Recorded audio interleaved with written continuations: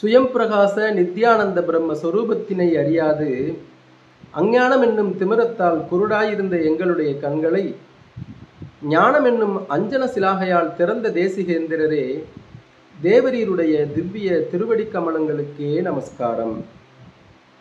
மெய்யன்புள்ள அனைவருக்கும் வணக்கம், நமஸ்காரம்.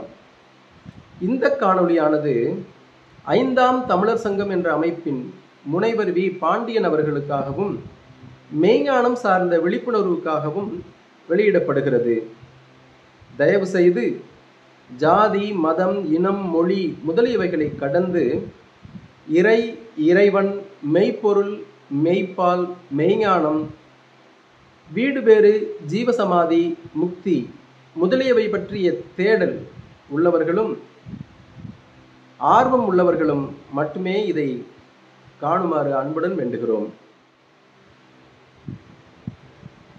5ஆம் தமிழர் சங்கம் மற்றும் தமிழ் சிந்தனையாளர் பேரவை முதலிய அமைப்புகளை நடத்தி கொண்டிருக்கும் முனைவர் வி. பாண்டியன் அவர்கள், நீங்கள் விடுதலைக்கு தயாரா, are you ready for liberation part 3 என்ற காணொளியை வெளியிட்டிருந்த பொழுது கருத்து பெட்டகத்தில் அதற்கு ஒரு கருத்து நான் பதிவிட்டிருந்தேன். அந்த கருத்திற்கு அவர் அளித்திருந்த பதிலும் அதை சார்ந்து நான் அதற்கு மறுபடியும் அளித்திருந்த கருத்தும் அவருடைய காணொளியிலிருந்து பார்க்கலாம். மெய்யன்புள்ள அனைவருக்கும் வணக்கம். ஞானம் என்றால் என்ன? தங்களிடம் உள்ளது ஞானமா? பல மதங்களின் புராணங்களை கட்டுடைத்து உலக வரலாற்றையும் இன்னும் பிறவற்றையும் கட்டுடைக்கும் தாங்கள் மெய்ஞானி அல்லர். சித்தர்கள் பல துறைகளில் வித்தகர்கள்தான். ஆனால் அடிப்படையில் மெய்ஞானத்தை பெற்றுக்கொண்ட பேரருள் சிந்தனையாளர்கள் அவர்கள். அவர்களின் அடிப்படை இயங்குதலும் மெய்ஞானம் ஆகும். தங்களின் அடிப்படை இயங்குதலும் அரசியல், அதுவும் மெய்ஞானம் இல்லாத அரசியல். நீங்கள் உங்களை பீற்றிக்கொள்ளச் சொன்னாலும் சரி, மறைமுகமாக பிறரின் மூளையை சலவை செய்ய சொன்னாலும் சரி, அது எமக்கு தேவையில்லை. ஆனால் தாங்கள் ஒரு மெய்ஞானி அல்லர். தகுதியில்லாமல் ஞானம் பெற்றுள்ளவராகவோ சித்தர் என்றோ தங்களை பிரகடனப்படுத்தி கொள்ள வேண்டாம். மேலும் இரண்டாவதும் நல்லதுமான ஆன்டி கிரைஸ்ட் தாங்கள் அல்லர். புதிய சமயத்தை படைக்கும் ஆன்டி கிரைஸ்டும் தாங்கள் அல்லர். அவர் யார் என்பதும் எமக்கு தெரியும். அவர் தாங்கள் அல்லர் என்பதும் எமக்கு தெரியும். பொய்யை மெய்யாக்கச் செயற்பட்டு தாங்கள் மேலும் அப்படி சொல்லிக்கொள்ள விரும்பி முயன்றால் தாங்கள் ஞானம் உள்ளவர் என்றும், உங்களை அதற்கென தகுதியானவராக உறுதிப்படுத்தி கொள்ள விரும்பினால் இறை அல்லது இறைவன் என்பது என்ன என்ற கேள்விக்கு ஒரே ஒரு வார்த்தையில் பதில் சொல்லுங்கள். உங்கள் ஞானத்தின் தெளிவு அதன் மூலம் 10% உறுதிப்படுத்தப்படலாம். அதற்கு பின் அந்த பதிலை வேத சாட்சியங்களோடு நிரூபி காட்டுங்கள். அதில் வெறும் 20% மெய்ஞானம் பெற்றுள்ளவராக ஏற்கலாம். பின்னரும் எவ்வளவோ உள்ளன. வரலாறு, அரசியல், பொருளாதாரம், சமூகம் இன்னவைகளை சார்ந்து அவைகளை தொட்டு உங்கள் அறிவின் நுட்பத்தை நிறுவிக்கொள்ளுங்கள். தனிமனித கருத்து சுதந்திரம் இருந்தாலும் தாங்கள் ஞானம் பெற்றவர் என்றோ, தமிழ் கடவுளர்கள் அனைவரின் அருள் பெற்றவர் என்றோ, இன்னும் பலவிதமாகவோ சொல்லி பிறரை தயவு செய்து ஏமாற்ற வேண்டாம். நாங்கள் இறைவனை தரிசித்து கொண்டுள்ளவர்கள், இறைவனோடு நெருங்கி பழகி கொண்டுள்ளவர்கள். இறையியல், மெய்ப்பொருள், மெய்ஞானம் சார்ந்தவற்றுக்குள் பொய்யை திணிக்காதீர்கள். தங்களின் அரசியல் செயல்களுக்குள் ஆன்மீகத்தை புகுத்தாதீர்கள். அதுவும் மெய்யை அறியாது பொய்யான ஆன்மீக கருத்துக்களை பரப்பாதீர்கள். எச்சாபத்திற்கும் ஆளாகாதீர்கள். உங்களுடைய அரசியல் வேறு, தமிழரின் ஆன்மீகம் என்பது வேறு. நன்றி. நான் மேலே கொடுத்த கருத்திற்கு தமிழ் சிந்தனையாளர் பேரவை முனைவர் வி. பாண்டியன் அவர்கள் அளித்த பதில் பின்னூட்டம் இது. அடே அறிவுகட்ட முண்டம், உன்னை என்னவென்று சொல்வது? உனக்கு பதிலளிப்பதே வீண். அறிவுகெட்ட முண்டமே, இறை என்பதற்கு பொருள் சொல்லி இந்த சேனலில் வெளியிட்டுள்ளேன். கலிசடையே, நீ இறைவனை தரிசித்து கொண்டுள்ளாயா? அதன் மூலம் எதை சாதித்தாய்? பட்டியலிடு பார்க்கலாம். எப்படியடா இப்படியெல்லாம் உங்களால் அபத்தமாக எழுத முடிகிறது? கலிசடையே, பொத்திக்கொள். இவ்வாறு அவர் அளித்திருந்த பதிலுக்கு மேலும் நான் அளித்திருந்த கருத்து இப்போது. மெய்யன்புள்ள அனைவருக்கும் வணக்கம்.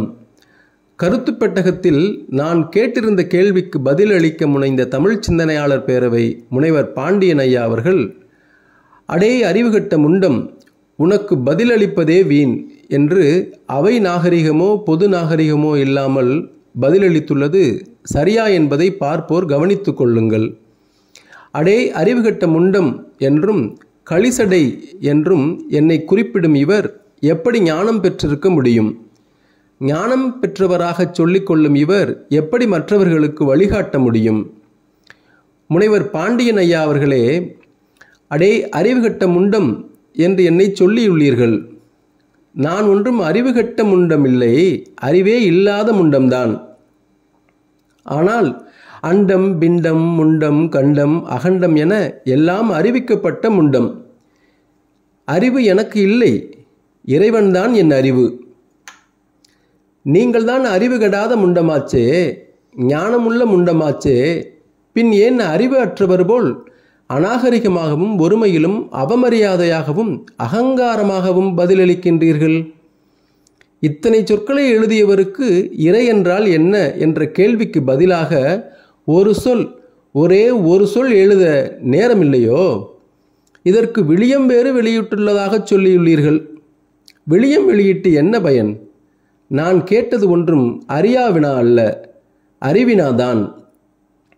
நீங்கள்தான் விடுதலை கொடுக்கின்றவரா? இறைவன், ஞானம், தவம், கடவுள், தெய்வம், அருள் என்றெல்லாம் பொத்தாம் பொதுவாக பேசி போடுபோக்காக உளறி பிதற்றி தாங்களும் கெட்டு தங்களை சேர்ந்தவர்களையும் கெடுக்காதீர்கள். அது பெரும் பாவம். அதற்கு மன்னிப்பும் கிடையாது, பாவ விமோச்சனமும் கிடையாது. என்னை கலிசடை என்றா சொன்னீர்கள்? நான் கலிசடையாக இருக்கும்போதுதான் அதிகம் மகிழ்கிறேன். ஏனென்றால் என் சடை கழிந்தால்தான் நில்லாத நீர் சடை மேல் நின்று அவன் சடையை விரைவில் அடைய முடிகிறது. நீங்கள் களியாச்சடையா? சரி, எப்படியோ இருந்துவிட்டு போங்கள், எங்களுக்கு என்ன? ஆனால் ஏன் மெய்ஞானத்தை பற்றி, யோகத்தை பற்றி, தவத்தை பற்றி, ஞானத்தை பற்றி எல்லாம் தவறாக பேசுகின்றீர்கள் என்றுதான் நாங்கள் கேட்கிறோம். மெய்ஞானம், இறை, அருள் இவை பற்றி பேசாமல் அல்லது இவை பற்றி தவறாக பேசாமல் உங்களின் வழியில் அரசியல், வரலாறு, சமூகம், பொருளாதாரம் பற்றி பேசி நீங்கள் நினைப்பதை சாதித்து கொள்ளுங்கள். இல்லை என்றால் இவை பற்றி பேசாமல் தாங்கள் பொத்திக்கொள்வது நல்லது. ஒரே ஒருவன் கேட்ட ஒரே ஒரு கேள்விக்கு உருப்படியாய் பதிலளிக்க முடியாமல் உலகை விடுவித்து உருப்பட வைக்கப் போகிறீர்களா?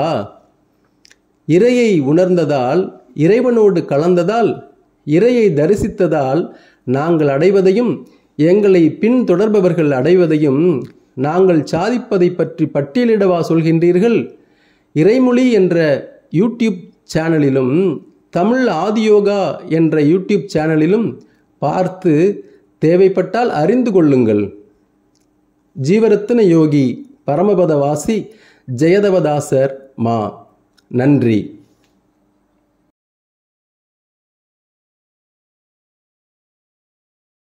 இப்போது இந்த மெய்ஞானி என்னை பற்றி சொன்னவற்றின் சாரத்தை பார்ப்போம். நான் ஞானியோ மெய்ஞானியோ அல்லவாம். எனது இயங்குதளம் அரசியலாம், அதுவும் மெய்ஞானம் இல்லாத அரசியலாம். நான் என்னை பற்றி பீற்றிக்கொள்கிறேனாம், மக்களை மூளைச்சலவை செய்கிறேனாம்.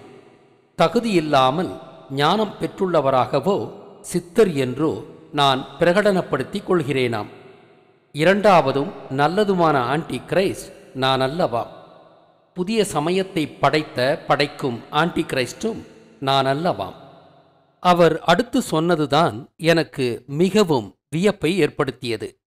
பொய்யை மெய்யாக்கச் செயற்பட்டு நான் மேலும் அப்படி சொல்லிக்கொள்ள விரும்பி முயன்றால் நான் ஞானம் உள்ளவர் என்றும் என்னை அதற்கென தகுதியானவராக உறுதிப்படுத்திக் கொள்ள விரும்பினால் இறை அல்லது இறைவன் என்ற கேள்விக்கு ஒரே ஒரு வார்த்தையில் நான் பதில் சொல்ல வேண்டுமா? எனது ஞானத்தின் தெளிவு அதன் மூலம் 10% உறுதிப்படுத்தப்படலாமாம்.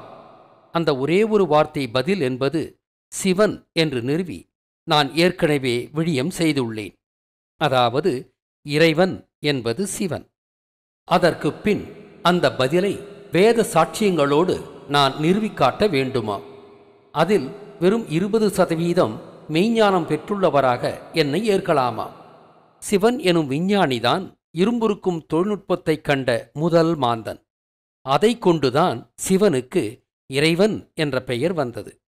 Earth shaking facts on the 4 Vedas என்ற ஆங்கில விழியத்தை 7 ஆண்டுகளுக்கு முன்பே வெளியிட்டு இரும்புருக்கும் தொழில்நுட்பம் கண்ட முதல் மாந்தன் சிவன்தான் என்றும் இவர் சொன்னது போலவே வேத சாட்சியங்களோடும் நிறுவியுள்ளேன். இறை என்றால் என்ன, இறைவன் என்றால் என்ன என்ற ஒரு பொதுவான கேள்விக்கு ஏதோ ஒரு குறிப்பிட்ட காலத்திற்கு முன் வாழ்ந்த முதல் மாந்தன் சிவன், இவர்தான் இறைவன் அப்படின்னு ஒரு பதில் வருது. இப்ப இறைவன் அப்படிங்கிறவன் எப்பயோ வாழ்ந்த ஒரு மனிதனாக பொருள் விளங்க வைக்கப்படுது இல்லையா? இப்ப தமிழ் தத்துவ மரபுல நம்ம சில விஷயங்களை பார்க்கணும். அதுக்கு ஒரு 3 பாடல்களை நான் இங்கே குறிப்பிடலான்னு பார்க்குறேன். கல்லாலின் புடை அமர்ந்து நான்மறை ஆரங்கம் முதற்கற்ற கேள்வி வல்லார்கள் நால்வருக்கும் வாக்கிறந்த பூரணமாய் மறைக்கப்பாலாய் எல்லாமாய் அல்லதுமாய் இருந்ததனை இருந்தபடி இருந்து காட்டி சொல்லாமல் சொன்னவரை நினையாமல் நினைந்து பவத்தொடக்கே வெல்வாம். இது ஒரு பாடல். திருவிளையாடற் புராணம் பரஞ்சோதி முனிவர் அவர்களால் இயற்றப்பட்டதுல இந்த பாடல் இருக்கு. அடுத்து திருமூலர் அவர்கள் எழுதிய திருமந்திரத்துல ஒரு பாடல், பதி பசுபாசம் எனப்பகர் மூன்றில் பதியினை போல் பசுபாசம் அனாதி, பதியினை சென்று அணுகா பசுபாசம் பதி அணுகிற் பசுபாசம் நில்லாவே அப்படின்னு ஒரு பாடல். பிரம்ம பிரகாச மெய்வழிச்சாலை ஆண்டவர்கள் அவர்கள் அருளிய திருமெய்ஞான குரல் என்னும் வேதத்தில் பறவையூர் வணங்காடி இவைகட்கெல்லாம் பகுத்தறிவாம் மணிவயிரில் பசியுமில்லே இறையெடும்வாய் குடற்கேகும் உடல் வணக்கும் இருசெவியும் உயிர் துளையாம் திட்டோராது குறைமுடிக்க உடல் எடுத்தோன் அறிவாகார குளமணியின் அறிவு வயிறு பசித்து கேட்டும் நிறைசெவி குணவருந்தார் மாடே என்றும் நின்றாளென் அழிந்தாளென் உரைத்த நேரே அப்படின்னு 3 பாடல்கள் இங்கே குறிப்பிடணும்னு தோணுது எனக்கு. ஏன்னா சிவன் தான் இறைவன் அப்படின்னு சொல்லக்கூடிய ஒரு ஞானம் பெற்ற மனிதர். இறைவன் பல நிலைகளில் இருக்கிறதாக நம்ம தமிழ் மரபு சொல்லுது. எப்படின்னா இறைவனுக்கு 2 வித முதல் நிலை, ஒன்று சொரூப நிலை, இன்னொன்று தடத்த நிலை என்று சொல்லப்படக்கூடியது. இப்படிதான் வகுத்து வச்சிருக்காங்க. சொரூப நிலை என்பது தனி, தடத்த நிலை என்பது தனி. இந்த தடத்த நிலையிலேயே 5 நிலைகள் இருக்கு. அதுல முதல் நிலை நாத நிலை, அடுத்து விந்து நிலை, அடுத்து சாதாக்கிய நிலை, அடுத்து ஈஸ்வர நிலை, அடுத்து 5வது நிலை தான் சுத்த வித்தை நிலைன்னு சொல்லக்கூடியது. இந்த 5ஆம் நிலையாக வரக்கூடிய சுத்த வித்தை நிலையில தான் உருவம் சார்ந்த வழிபாடு அல்லது உருவம் சார்ந்த அனுமானம் வருது. இப்ப முதல் மாந்தன் சிவன் அப்படின்னு மூச்சுக்கு 300 வாட்டி சொல்லக்கூடிய முனைவர் பாண்டியன் அவர்கள், அவர் அப்பயே முக்தி அடைஞ்சிட்டாரு, வீடு பேரை அடைஞ்சிட்டாரு அப்படின்னு சொல்லக்கூடிய அந்த சிவன் அடைஞ்சிட்டாருன்னு அவர் சொல்றார். அப்படி சொல்லும்போது இப்ப இறைவனுக்கே முக்தி தேவைப்படுதா? இறைவனே வீடு பேரை அடையணுமா? எப்படி இது ஒரு அறிவுக்கு பொருத்தமான செயலா இருக்கா? ஒருத்தவங்க கேட்கறத தெளிவா கேட்கணும். இப்ப முதல் மாந்தன் சிவன் அப்படின்னு சொல்லக்கூடியவரே முதல் இறைவன் சிவன் அப்படிங்கிறாரு. அது எப்படி பொருந்தும்? தமிழ் இலக்கியங்கள் எங்கேயாவது அப்படி கொடுக்கப்பட்டிருக்கா? பதி பசுபாசம் எனப்பகர் மூன்றில் பதியினை போல் பசுபாசம் அனாதின்னு தான் சொல்லியிருக்காரு திருமந்திரத்துல திருமூலர். பதி பசு பாசம் என்று வகுக்கப்பட்ட அந்த மூன்றுமே அனாதியானவை, என்றும் நிலைத்திருக்கக்கூடியவை. அவைகளுக்கு தொடக்கமும் கிடையாது, முடிவும் கிடையாது. பதி என்பது இறைவன், பசு என்பது உயிர், பாசம் என்பது பந்தம், மலம். இது எண்ணிக்கையின் அடிப்படையில் பார்க்க போனா பதி என்பது ஒன்றே ஒன்றுதான். அதுல எண்ணிக்கையில எல்லாம் 2 இருக்கு, 3 இருக்கு, 20,000 வருஷத்துக்கு முன்னாடி சிவன், 16,000 வருஷத்துக்கு முன்னாடி முருகன் அப்படிலாம் சொல்ல முடியாது. இறைவன் என்பவன் ஒரே ஒருவன் தான். ஆண்டவன் என்பதும் அந்த ஒரே ஒருவன் தான். பாசம் அது 3ன்னு வகுத்தாங்க. அது ஆணவம், கண்மம், மாயை, மும்மலங்கள் சொல்றோம் அல்லவா, அது பாசம். அப்ப இந்த பதிக்கும் பாசத்துக்கும் இடையில இருக்கக்கூடிய பசு இருக்கல்லவா, அது உயிர்.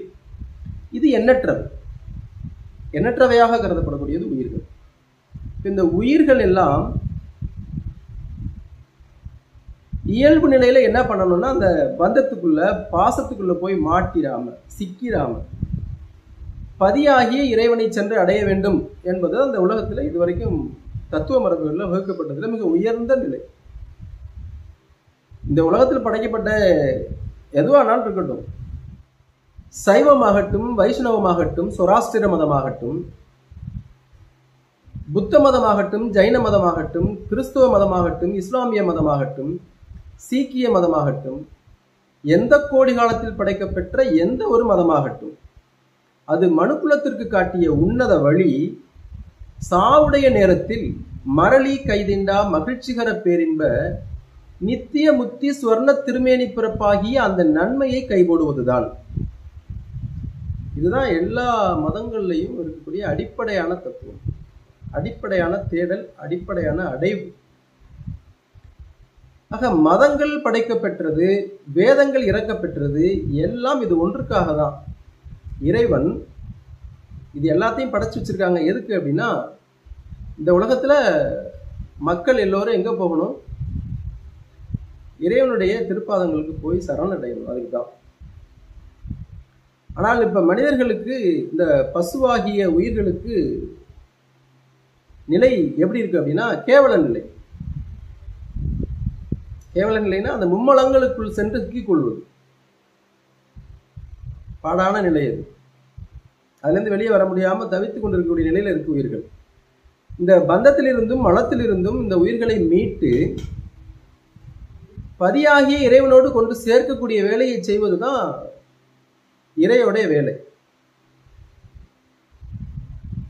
அதற்குத்தான் அவர்கள் என்ன செய்யறாங்க? வேதங்களை இறக்கி வைக்கிறாங்க, மதங்கள் அப்படிங்கிறத படைச்சு வைக்கிறாங்க. அதை விட்டுட்டு இரும்பு உருக்குனாரு, தங்கத்தை எடுத்தாருன்னா சொல்லிட்டு தெரியக்கூடாது. இந்த உலக வாழ்க்கைக்கு தேவையானது எதனாலும் பண்ணிக்கலாம். இதை சொல்றதுக்கு மெய்ஞானம் தேவையா? இறைவன் தேவையா? அப்ப அவங்க தமிழ் இலக்கியத்தில் சொல்றாங்களே, உயர்தினை அக்ரிணை பிரிக்கிறாங்க. எப்படி பிரிக்கிறாங்க? மக்கள், தேவர், நரகர் உயர்தினைன்னு பிரிக்கிறாங்க. மற்றுயிர் உள்ளவும் இல்லவும் அக்ரிணைன்னு பிரிக்கிறாங்க. இப்ப மக்கள் உயர்தினை, தேவர் உயர்தினை, மற்ற உயிர் உள்ளதும் உயிர் இல்லாததும் சார்ந்து சொல்றதுல இடையில ஒன்று சொல்றாங்க, நரகரும் உயர்தினைங்கிறாங்க. அப்ப யார் இது மக்கள், தேவர், நரகர்னு சொல்லக்கூடிய 3 வகைப்பாடுல உள்ளவங்களாம் யாருன்னு பார்க்கணும்ல. அப்ப இந்த 3 வகைப்பாடுல இருக்கக்கூடியவங்க எல்லாம் அந்த பூமியில தானே வாழ்றாங்க. இங்க வாழ்ந்தா தானே அவங்கள கண்ணுக்கு பிரத்யட்சமா பார்க்கக்கூடியவங்களை வச்சு தானே இலக்கணம் வகுக்க முடியும். அப்ப மக்கள் நீங்க பார்த்திருக்கீங்க, நரகரையும் தேவரையும் எங்க பார்த்திருக்கீங்க? இந்த உலகத்துல மக்களா பிறந்து பாவம் நிறைய செஞ்சுட்டா நரகத்துக்கு போயிடுவாங்க இறந்தோடனே, புண்ணியம் நிறைய செஞ்சுட்டான்னா இறந்தோடனே சொர்க்கத்துக்கு போயிடுவாங்க. அதனால சொர்க்கத்துல வாழக்கூடியவங்களாம் தேவர், நரகத்துல வாழக்கூடியவங்களாம் நரகர். இவங்களெல்லாம் ஒன்னா பார்த்து தான் அவங்க வந்து உயர்ந்து நின்று பிரிச்சு வச்சாங்கன்னு சொல்லி இறப்புக்கு பின்னாடி உள்ள வாழ்க்கையை பற்றி இங்கே இலக்கணம் வகுக்க முடியுமா? முடியாது. இங்கே நடக்கக்கூடியது, இங்கே பார்க்கக்கூடியது, இங்கே புலன்களா பிரத்யட்சமாக அனுபவிக்கக்கூடியதை வச்சுதான் இலக்கணம் அடையும். அப்ப தொல்காப்பியமா இருக்கட்டும், நன்னூலா இருக்கட்டும், இவைகளின் அடிப்படையில மக்கள், தேவர், நரகர் என்று சொல்லக்கூடிய எல்லாருமே இந்த பூமியில தான் வாழ்ந்துட்டு இருக்காங்க. அப்ப இங்கே வாழக்கூடியவர்கள் தங்களுடைய அறிவு முதிர்ச்சியின் காரணமாக, மெய் அறிவின் காரணமாக, விழிப்புணர்வின் காரணமாக இந்த உலகத்துல எப்படி வாழ வேண்டும், எப்படி இறையை அடைய வேண்டும் அப்படிங்கிறத தெரிந்து சரியாக வாழ்பவர்கள் இறைநிலையை இறுதியில் அடைந்து கொள்வார்கள். இந்த உலகத்தில் வாழும் போதே அடைந்து கொண்டிருப்பார்கள். அதுதான் வையத்துள் வாழ்வாங்கு வாழ்பவன் வானுரையும் தெய்வத்தில் வைக்கப்படுனாரு வள்ளுவ பெருந்தகை. அப்ப நீங்க சும்மா எந்த விதமான வேத சாட்சியங்களுமே இல்லாம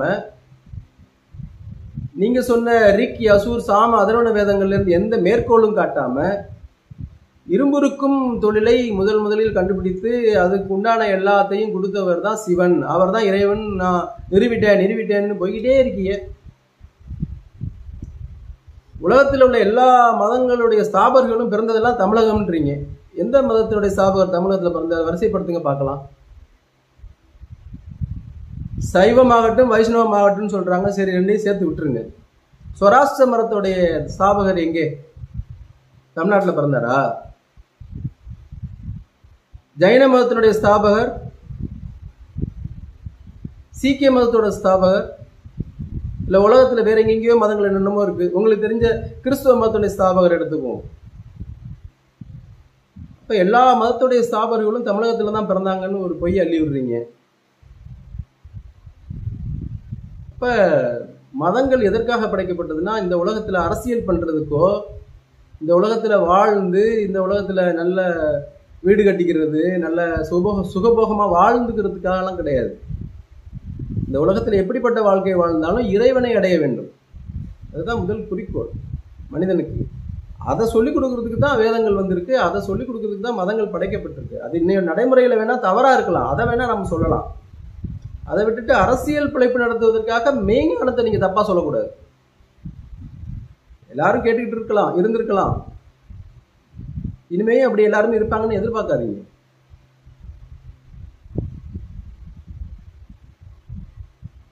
இறைவனை அடையணும்னு பதி வகுத்து வச்சிருக்காங்கல்லவா.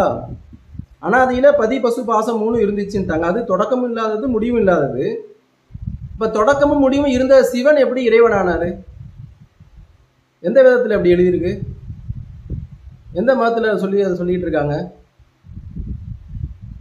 உங்களுக்கு பிடிச்சா ஒரு மதத்துல இருந்து மேற்கோள் எடுத்துக்கிறது, ஒரு புனித நூல்ல இருந்து மேற்கோள் எடுத்துக்கிறது, பிடிக்கலான்னா பிடிக்காத இடத்துல அதுல இடைச்சர்கள் வந்துருச்சு அப்படி இப்படின்னு சொல்லிக்கிறதெல்லாம் அறிவுக்கு பொருந்தாத செயல்.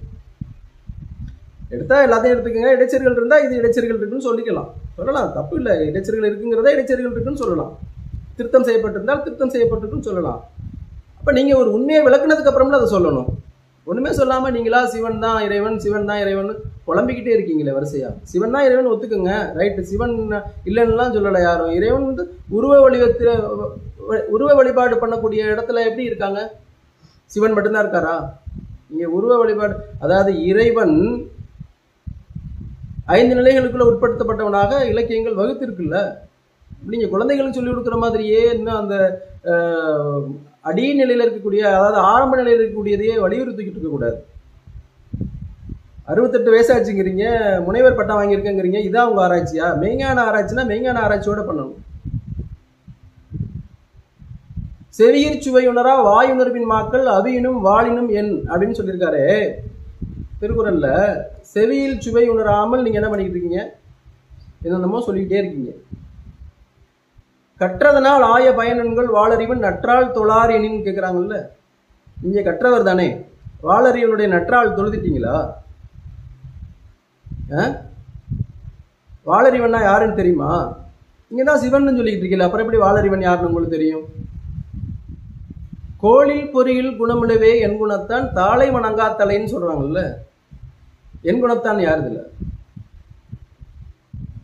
நீங்க தான் முனைவர் பட்டம்லாம் பெற்றிருக்கீங்கல்ல, ஆராய்ச்சி பண்ணி சொல்லுங்க அடுத்த வீடியோவில். சொல்லாய்வு செய்கிறேன்னு சொல்லிட்டு மெய்ஞானத்துக்குள்ள போய் சொல்லாய்வு செய்யுங்களேன்.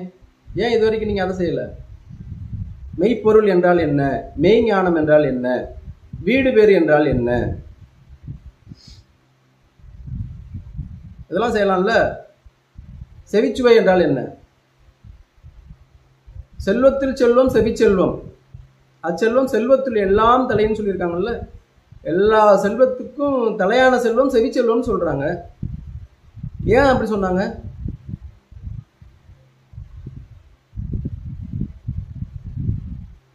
நீங்க தான் அந்த சாப்டருக்கே வர மாட்டேங்கிறீங்களே. மெய்ஞானம் சம்பந்தமா பேசுறதா இருந்தா, இறை சம்பந்தமா பேசுறதா இருந்தா மக்களை நல்வழிப்படுத்துறதுக்காக பேசணும். மதங்கள் தப்பு, வேதங்கள் தப்பு, அது எழுதுனவங்க தப்பு, அது பொய், இது பொய், எல்லாத்தையும் மட்டும் நீங்களே புதுசா மதங்களை படைக்க போறீங்களா? அதான் படைச்சிட்டேன்னு சொல்லிட்டீங்க. வேற ஆசிவகம் நீங்க படைச்ச மதமா? 5ஆம் தமிழர் சங்கத்தினுடைய நிறுவனரோ அல்லது யாரோ ஒரு செயலாளரோ பொருளாளரோ நீங்க தான் ஆசிவகத்தை படைச்சிங்க, அப்படித்தானே? புதிய சமயத்தை படைக்கும் அல்லது படைத்த ஆள் நான் தான் சொல்லிட்டு இருக்கேன் உங்க காணொலியில. படைக்க நீங்க புது மதத்தை படைக்கிறதுக்கெல்லாம் உங்களுக்கு சுதந்திரம் இருக்கு. யார் வேணாலும் இந்த உலகத்துல மதத்தை படைக்கலாம், வேதத்தை எழுதலாம், யாரும் தடையெல்லாம் சொல்ல மாட்டாங்க. அறிவுக்கு பொருந்துற மாதிரி சொல்லி அறிவுக்கு பொருத்தமானதட்டு செய்யுங்க.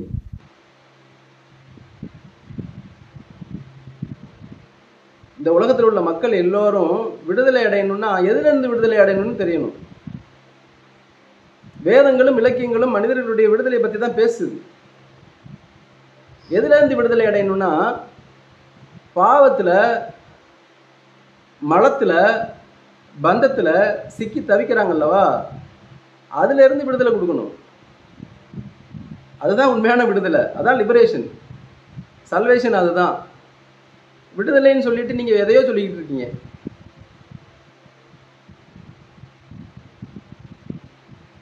வேதத்தில் என்ன தெரியுமா சொல்லியிருக்காங்க?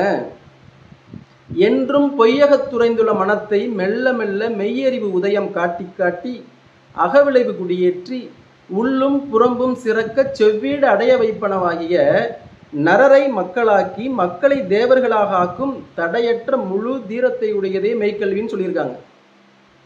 மெய்க்கல்வின்னா என்னன்னு தெரியுதா? நரரை மக்களாக்கணும், மக்களை தேவர்களாக்கணும். தேவர்கள் ஆயிட்டாங்கன்னா அவங்க விடுதலை அடைஞ்சிட்டாங்கன்னு அர்த்தம். புதுக்கோட்டைக்கு வாங்க, இங்க அனந்தாதி தேவர்கள் எவ்வளவு பேர் இருக்காங்கன்னு பார்க்கலாம்.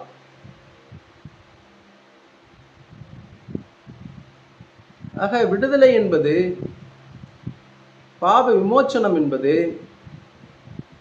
இந்த பசுக்களுக்கெல்லாம் கிடைக்க வேண்டியது. அதற்குத்தான் வேதங்கள் எல்லாம் பிறக்கப்பட்டன. அப்ப இந்த பசுக்களாகிய உயிர்கள் அந்த பாசமாகிய அந்த பந்தத்திலிருந்து மீண்டு பதியாகிய இறைவனை சென்று அடையணும். அந்த பதி என்பது தொடக்கமும் முடிவும் அற்றது. அதுக்கு நீங்க சிவன் அப்படின்னு பேர்லாம் வைக்காதீங்க. சிவன் பேர் வைங்க, வச்சுக்கிட்டு அதை சார்ந்தவங்களுக்கு வேணா சொல்லிக்கிங்க, ஏற்றுக்கலாம். வேற ஒரு மதத்தை தழுவியவர்களோ அல்லது வேற ஒரு மார்க்கத்தை பின்பற்றக்கூடியவர்களோ சிவன் அப்படின்னு சொல்லி அதை ஏற்றுக்கொள்வார்கள்னா கடினம். அதாவது உங்க கருத்தே தவறானது. அதில் நீங்க சிவன் அப்படின்னு ஒரு பேர் வச்சுக்கிறத பற்றியெல்லாம் யாரும் கூட குறையா நினைக்க மாட்டாங்க. மேலோட்டமான அறிவு உள்ளவர்களை தவிர ஆழ்ந்த சிந்தனை உள்ளவர்கள்லாம் கூட ஏற்றுக்கொள்வாங்க தான். ஆனால் உங்களுடைய அடிப்படை வாதம் தவறா இருக்கே. முதல் மாந்தன்றீங்க சிவனை, முதல் விஞ்ஞானின்றீங்க, சில இடத்துல வீடு பேர் அடைந்தவன்றீங்க. இறைவனுக்கு எதுக்குங்க வீடு பேர்? அவரே இறைவன், அவருக்கு எங்க வீடு பேரு?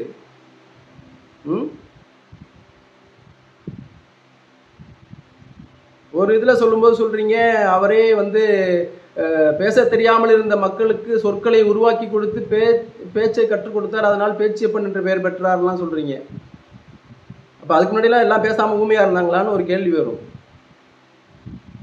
அதை வேற மாதிரி சொல்லியிருந்தா கூட அது சரின்னு கூட ஏற்றுக்கலாம். ஏன்னா பேசாமல் இருந்த இடத்துல பேச்சை கற்றுக் கொடுக்கறதுங்கிறது ஒரு செயல், இப்படித்தான் பேசணும்னு வகுத்து வைக்கிறது ஒரு செயல் அல்லவா? அது கூட இப்போ வேதங்களாக உருவாக்கி கொடுத்தார். அந்த வேதங்களை உருவாக்கி அந்த வேதங்களை எப்படி ஓதுவதுன்னு சொல்லி கொடுத்து அந்த வேதங்கள் ஓதுவதன் மூலம் இறைநிலையை அடைய கற்றுக் கொடுத்தாருன்னு சொன்னா கூட பரவாயில்லன்னு சொல்லலாம். அவர் பேச்சியப்பனுங்கிற அந்த பேருக்கு சொந்தக்காரன்னா சரின்னு கூட சொல்லிட்டு போயிடலாம். ஆனால் உங்க வாதம் அப்படி இருக்கிற மாதிரி தெரியல. இனிய உளவாக இன்னாத குரல் கனி இருப்ப காய் கவர்ந்துட்டுன்னு சொல்றாங்களே, இனிய சொற்கள் இருக்கும்போது இன்னாத சொற்களை ஏன் பேசணும்? பேசக்கூடாது அல்லவா? மனிதர்கள் பேசலாம். மாறி மாறி பேசுவாங்க. இறைவன் அப்படி பேசுவாரா என்ன? பேச மாட்டாங்க. அப்ப நம்ம மெய்ஞானம் பெற்றுவிட்டோம் என்றால், அல்லது அறிவை பெற்றுவிட்டோம் என்றால், ஞானத்தை பெற்றுவிட்டோம் என்றால், அது எதற்கு பயன்படணுங்கிறதுக்கு வந்து ஒரு எல்லை இருக்கணும். அந்த எல்லையெல்லாம் விட்டுட்டு நாம வந்து ரெண்டையும் அந்த பக்கம் இந்த பக்கம், அதாவது 2 குதிரையில சவாரி செஞ்சா கப்பு கிழிஞ்சு போயிரும்னு சொல்லுவாங்க. மெய்ஞானம் போனால் அதிலே போகணும். இந்த உலக வாழ்க்கையில தான் நம்ம இருக்கணும். இந்த உலக வாழ்க்கையிலே இருக்கணும். இந்த உலக வாழ்க்கையிலையும் இருந்துக்கிட்டு மெய்ஞானத்திலையும் இருக்கணும்னா அதுக்குன்னு ஒரு வழிமுறை இருக்குது, நடைமுறை இருக்குது. அது மட்டும் தான் செய்யணும். அதை விட்டுட்டு வேற ஒரு போக்கில் தானும் போகக்கூடாது, தன்னை சார்ந்தவர்களையும் போக வச்சு கெடுக்கக்கூடாது. அப்போ இறைவனை நாம் தெரிந்து கொள்வதற்கு எவ்வளவோ இருக்கு, தமிழ்லையே இருக்கு. தமிழ் இலக்கியங்கள் எடுத்து பார்த்தாவே தெரியும் நமக்கு. இந்த உலகத்தில் மனிதர்களாக நாம் பாவிக்கக்கூடியவர்கள் இருக்காங்கல்லவா, அவர்களில் 5 புலன்களை பெற்றவர்கள் இருக்காங்க. 5 புலன்களில் ஒன்றை குறைவாக பெற்றவர்கள் கூட இருக்கலாம். ஆனால் அங்கே என்ன சொல்றாங்க, பஞ்சேந்திரியங்கள்ல ஞானேந்திரியங்கள், அறிவு கருவிகள், கர்மேந்திரியங்கள், தொழிற்கருவிகள், இவங்கள் எல்லாத்தையும் பெற்றவர்கள் தான் முறையாக தன்னுடைய செயல்பாடுகளை, இந்த வாழ்க்கை முறையை அமைத்து கொண்டு இறைநிலையை அடைய முடியும்னு அவங்க எழுதி வச்சிருக்காங்க வேதங்கள் எல்லாம். அப்ப உயிரை ஒருவன் அடைய வேண்டும், உயிரை தெரிந்து கொள்ள வேண்டும். அதான் ஜீவனை அறிந்து கொள்ளுதல். அந்த உயிரை அறிதல், ஜீவனை அறிதல், அதன் மூலமா தான் இறைவனை அறிய முடியும், அடைய முடியும். சும்மா அந்த உலக வாழ்க்கையிலேயே நாம வந்து வேற ஏதோ ஒரு வகையில உயர்நிலை அடைகிறோம் அப்படிங்கிற சிந்தனையிலே இருக்கிறது வந்து மெய்ஞானத்துக்காக. மெய்ஞானங்கிறது 100% வேறானது. ஞானம் என்பதே வேறானது. அறிவை கொண்டாந்து ஞானம்ங்கிற வார்த்தையோட கூட இங்கே சேர்க்க வேண்டியதில்லை. சில இடங்கள்ல அது ஒத்து போகும், அவ்வளவுதான். ஞான நிலை என்பது வேறு, அறிவு நிலை என்பது அல்ல. ஞானிகள், மெய்ஞானிகள் அதுலேயும் அப்படின்லாம் சொல்லி மக்களை திசை திருப்பவோ, உண்மையான மெய்ஞான பாதையிலிருந்து அவர்களை மடைமாற்றம் செய்து வேறொரு பாதைக்குள்ளே இழுத்துட்டு போகக்கூடாது. ஆக இறைவன்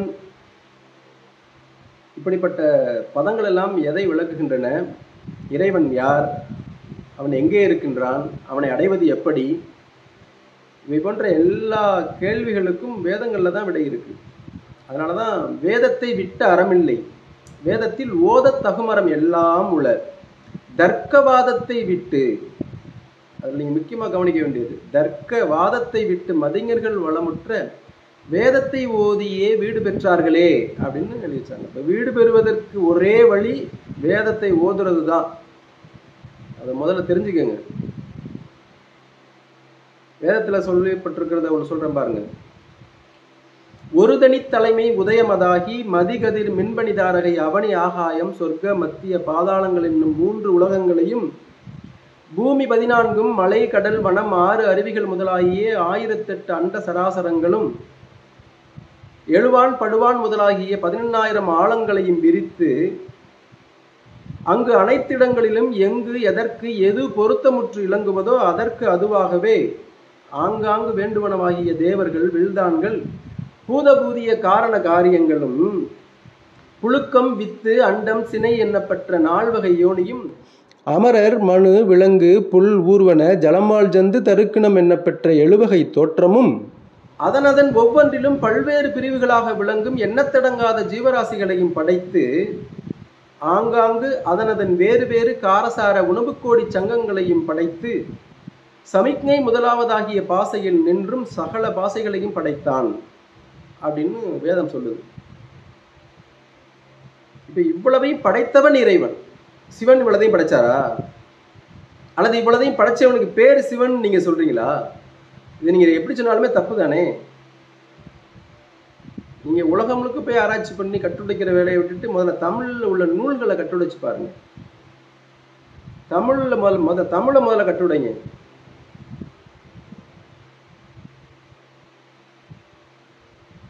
தமிழ்ல மெய்யெழுத்து இருக்கல்லவா, 18 மெய்யெழுத்துக்கள். வல்லினம் 6, மெல்லினம் 6, இடையினம் 6. அப்போ உங்க கணக்குப்படி எப்படியே 666 வந்துருச்சா?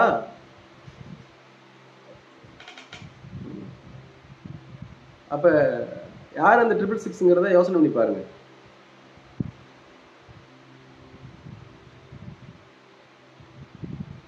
முதல்ல மொழி அறிவு வேணும் நமக்கு. அந்த மொழியில் இருக்கக்கூடிய வேத அறிவு வேணும்.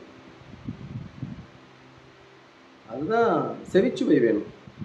அந்த செவிச்சுவை அறியலைனாக்க மனிதன் இல்லை, மாடுன்றாங்க. இப்ப செவியிற்சுவையுணரா வாயுணர்வின் மாக்கள் அவியினும் வாழினும் என்னங்கிறாங்களே. அப்ப செவியில சுவை உணராதவர்கள் இந்த உலகத்துல வாழ்ந்தால் என்ன செத்தால் என்னன்னு கேட்கிறாங்க. இவ்வளவு கடூரமான கேள்வி தானே இது. அப்ப செவிச்சுவையை அறியணும், செவிச்சுவையை அடையணும். அதுக்கு முதல்ல வழி பாருங்க, அதுக்கு ஆராய்ச்சி பண்ணுங்க, அதுக்கு ஒரு வழியை கண்டுபிடிச்சு சொல்லுங்க. உங்க சொல்ல ஆராய்ச்சி, உங்க 5ஆம் தமிழர் சங்கத்தினுடைய செயல்பாடுகள் எல்லாம் வச்சு அதை பாருங்க. முதல்ல ஆதியோக கல்வி ஆராய்ச்சி மற்றும் பயிற்சி நிறுவனங்கிறதுல நாங்க என்னென்ன பண்ணிட்டு இருக்கோங்கிறத வந்து பாருங்க. இங்க எவ்வளோ பட்டியல் போடுறதுக்கெல்லாம் நீங்கள் போடுற மாதிரி 600 1000 வீடியோ போட்டுட்டேன், ஆராய்ச்சி பண்ணிட்டேன். அதெல்லாம் எங்களுடைய அடைவுக்கு 1% கூட கிடையாது, தெரியுமா? எப்படி? 5ஆம் தமிழர் சங்கம், தமிழ் சிந்தனையாளர் பேரவை, முனைவர் வி பாண்டியன் அவர்கள் செய்த ஆராய்ச்சிகள், உங்களுடைய அடைவுகள், இது எல்லாவற்றிற்கும் ஒட்டுமொத்தமான ஒரு தொகுப்பு வச்சிருப்பீங்க அல்லவா? இது எல்லாம் எங்களுடைய ஆதியோக கல்வி ஆராய்ச்சி மற்றும் பயிற்சி நிறுவனம் இருக்கல்லவா, கிட்டத்தட்ட 2000 கிபி 2000ஆவது வருடத்திலிருந்து இது இயங்கிட்டு இருக்கு. எத்தனை வருஷம்? 2024. ஏதோ தனக்குத்தானே ஏற்றுக்கொண்ட பெயர் சிரோரத்ன சித்தர் மா ஜெயதவதாசர். என்ன பேருன்றீங்க? உங்களுக்கு யார் பேர் வச்சது பாண்டியன்?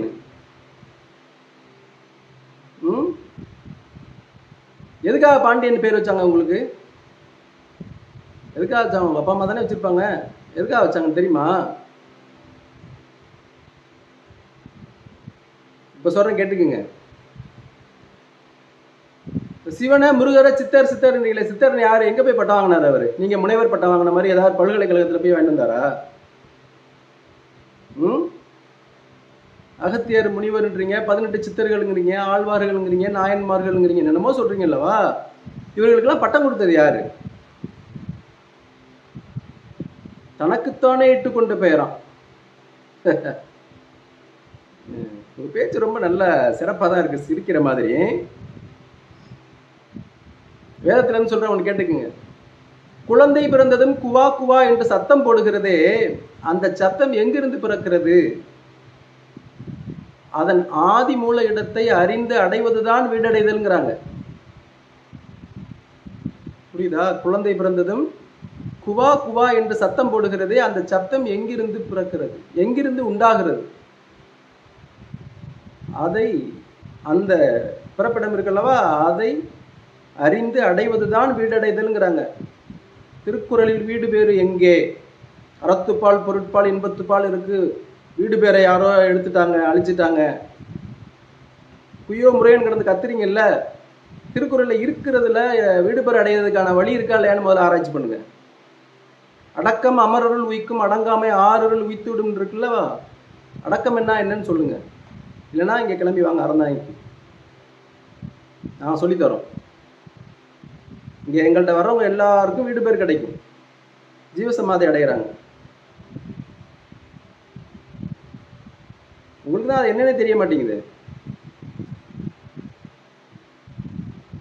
சட்டின்றீங்க, குண்டான்றீங்க. முருகன் காலத்துல சட்டியா இருந்தது, விஷ்ணு காலத்துல குண்டான் ஆயிடுச்சுன்றீங்க. வீடு பேருங்கிறது எல்லா காலத்திலையும் அடையக்கூடியதாக இருக்கணும், யார் வேணாலும் அடையக்கூடியதாக இருக்கணும். அது கல்வி. அது சும்மா அப்படி என்ன சொல்றது, எனக்கு வந்து ரொம்ப வருத்தமாக இருக்குது. ஒரு ஆராய்ச்சியாளர்ன்றீங்க, ஒரு உலகத்தில் உள்ள எல்லா மக்களையும் வழி நடத்த போகிறேன்றீங்க, அறம் செய்ய விரும்பு ஆறுவது சினம்னு சொல்கிறாங்க. தமிழ் வந்து அதை தான் வலியுறுத்துது. தமிழர்களை வந்து அறம் செய்ய கற்றுக் கொடுங்க, அறம் செய்ய சொல்லுங்கள். யார் மேலேயும் வன்மத்தை விதைச்சி யாரையும் வந்து கெடுக்கணும் அழிக்கணுங்கிற சிந்தனை முதல்ல அறவே ஒழிங்க. முதல்ல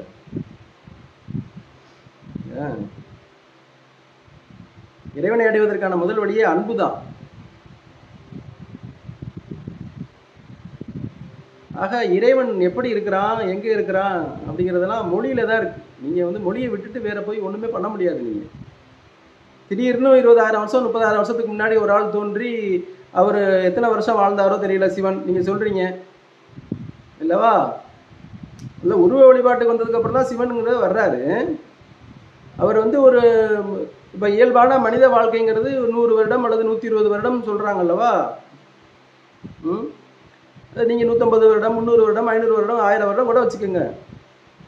ஒரு மனிதனுக்கு ஒரு ஆயுள் காலம்னு சொல்லி அவர் ஒரு ஆயுள் காலத்துக்குள்ளே அவரே சொற்களை எல்லாம் உருவாக்கி அப்படியே எல்லா தொழில்நுட்பத்தையும் கண்டுபிடிச்சி இரும்பை உருக்க கற்றுக் கொடுத்து கொட்டு சேக்கருவிகள் எல்லாம் அப்படியே உருவாக்கி கொடுத்து அப்படியே அரசியல்லாம் பண்ணி சாமதான பேத தண்டத்தை எல்லாம் உருவாக்கி கொடுத்து ஆட்சி பண்ணி வச்சுட்டு போயிட்டாருன்றீங்க. அவர் தான் அரசன்றீங்க. அறிவுக்கு பொருந்துதா? ஏற்கனவே இப்படியெல்லாம் நிறையா சொற்கள் இருந்துச்சு, அந்த சொற்கள் எல்லாம் இப்படி தான் பயன்படுத்தணும், இப்படி தான் அந்த சொற்களை வந்து இனிமையாக பேசணும், இதுதான் இறைவன், இதுதான் உலகம், இதுதான் உயிர்கள் அப்படிங்கிறத வகுத்து கொடுத்தாரு, வேதத்தை இறக்கி கொடுத்தாரு. அந்த வேதத்துக்கு இந்த பேர், அதில் இந்த மாதிரி மேற்கோள்கள் இருக்குது, வேத வாசகங்கள் இருக்குது, இதை படித்தா இதை ஓதுனா இறைவனை அடையலாம் அப்படின்னு சொன்னீங்கன்னா கூட பரவாயில்ல. அதை கூட அறிவுக்கு பொருத்தமாக இருக்கும், ஏற்றுக்கலாம். அதை விட்டுட்டு என்னென்னமோ சொல்கிறீங்க. இதில் வேற என்னுடைய தனிப்பட்ட வாழ்க்கையெல்லாம் வேற சீன்றீங்க. இங்கே வந்து பாருங்க, என்னை பற்றி உங்களுக்கு இன்னும் தெரியல. ஏதோ ஒரு பக்கத்தை பார்த்துட்டு பேசிக்கிட்டு இருக்கீங்க இல்லையா? வாங்க, ஒரு நாளைக்கு வாங்க, நேரில் சந்திப்போம் ஒரு நாளைக்கு. உங்களுக்கு தைரியம் இருந்தால் உங்கள் ஆராய்ச்சி நீங்கள் மெய்ஞானிங்கிறதெல்லாம் உங்களுக்கு நிரூபணம் பண்ணுவதற்கான திராணி இருந்துச்சுன்னா ஒரு பொது மேடை போடுங்க, அல்லது உங்களுடைய இடத்துல ஒரு பொது நிகழ்வுக்கு ஏற்பாடு பண்ணுங்க. நான் வர்றேன். சிவன் இறைவன் அங்கே நிரூபணை செய்யுங்க. வேதங்கள்லேருந்து சாட்சிகளை கொடுங்க.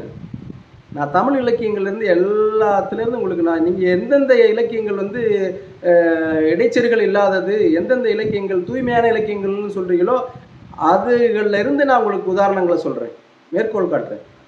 இறைவனை அடைவதற்கான வழி என்னன்னு சொல்கிறேன். வச்சுக்கலாமா?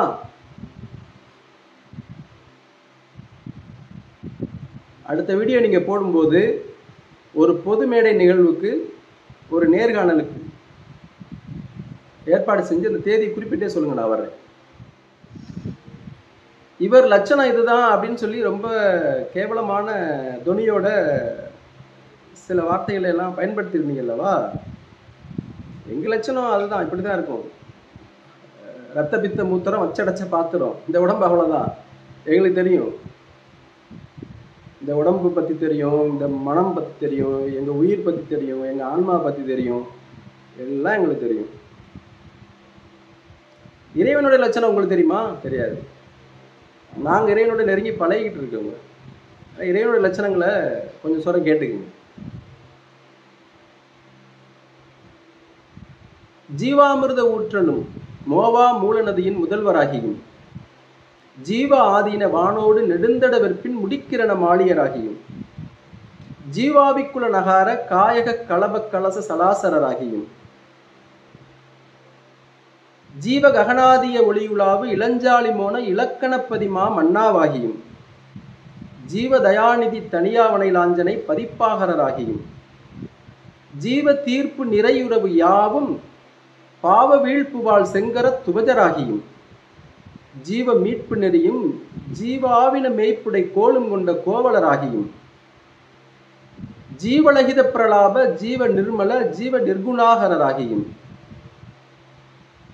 ஜீவகாருண்ய ஜீவகார்மான ஜீவ விஸ்வாகர ஜீவபத்மினி ஜீவசத்தினி ஜீவாரூப அணையினை ஜீவரூபனையாக சிற்சொரூபனைக்குள் வடிவு ரூபநிலை நிரூபனை காட்டி தந்தருள வந்து நிற்கும் ஜீவ சிம்மாசனம் ஏறிய சிவராஜ சன்னதால் அங்கிருதராகியும்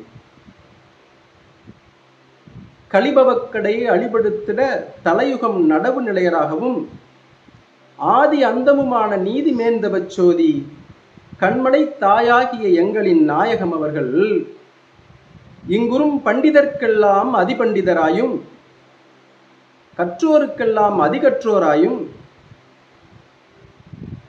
கல்லாதவர்களுக்கெல்லாம் கல்லாதவர் போன்றும் வீணர்களுக்கு என்றும் காணாதவர்களாய் விளங்கும் அன்பர்களுக்கு எல்லாம் உளம்புகும் தெய்வமாய் வம்பர்க்கு வாளாயும் நண்பர்க்கு நாயகமாயும் தொண்டர்க்கு தொண்டராயும் ஏழையர்கட்கு ஏழையை போன்றும் ஜெயித்து மதிப்படையலாம் என்று வருபவர்களுக்கு என்றும் ஜெயித்தற்கரிய நெஞ்சாணி ஒத்த ஓர் எதிரியை போன்றும் அவரவர் உருவத்தினை அதிக தெளிவுபடுத்தி பிரதிபிம்பமாக காட்டும் தெய்வ கண்ணாடியாய்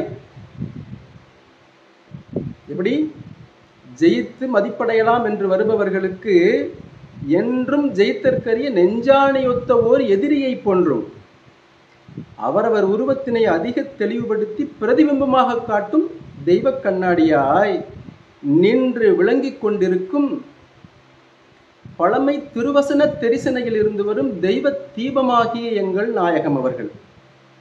இவங்க தான் எங்களுடைய இறைவன். புரியுதா உங்களுக்கு? வந்து பாருங்க, என்னது ஜெயிச்சுட்டு போறீங்கன்னு பார்க்கலாம். இதெல்லாம் நாங்கள் சினிமாவில் இருந்து எடுக்கலைங்க. செல்லுலாய்டு ஃபிலிம்னு என்னமோ சொல்றீங்கல்ல, உலக வரலாறை மீட்கிறதுக்கு ஆதி முதல் இன்று வரைக்கும் அந்த வேதங்கள்ல இருந்து இறைவன் என்னத்தை எடுத்து கொடுத்துருக்காங்களான்ற வேதத்திலிருந்து எடுத்து சொல்லிக்கிட்டு இருக்கோம். ஏற்பாடு பண்ணுங்க, இறைவனை எப்படி பார்க்கறது அப்படின்னு